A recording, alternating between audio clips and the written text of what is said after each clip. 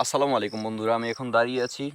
দেখতে পাচ্ছেন পিছনে, আমরা বলি গ্রামের বাসায় একটা লকট গাছ, এটার নিচে এই যে দেখেন কি পরিমাণ নষ্ট হচ্ছে, খাওয়ার মানুষ নাই। অ্যাকচুয়ালি এই ফলগুলো মানুষ অতটা বেশি পছন্দ করে না, তবু এই যে দেখেন গাছের ভিতরে যদি ঢুকি,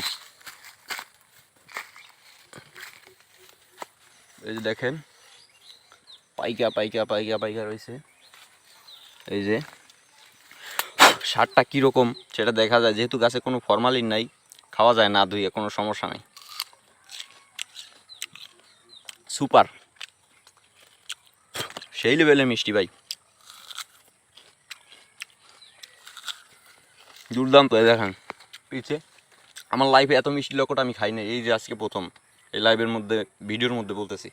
প্রচুর মিষ্টি, মানে বৃষ্টি না হওয়ার কারণে মিষ্টিটা হয়েছে অতিরিক্ত। মানে লকট সচরাচর এরকম মিষ্টি হয় না, পানির মতো থাকে। এই দেখেন উপরে আছে, এখন শেষের দিকে সিজন যদিও, তবু অনেক আছে এখনো কাছে, পানিতে ভাসতেছে দেখেন লক্ষ লক্ষ। আলহামদুলিল্লাহ, আল্লাহর নেয়ামত খুবই ভালো। এটা আমার চাচার গাছের, আমাদের না গাছটা, যদিও খুবই সুস্বাদু। গ্রামের বাড়িতে আজকে চলে যাব আগামীকালকে, তাই দেখলাম আসলে কেমন। তো ধন্যবাদ, ভালো থাকবেন।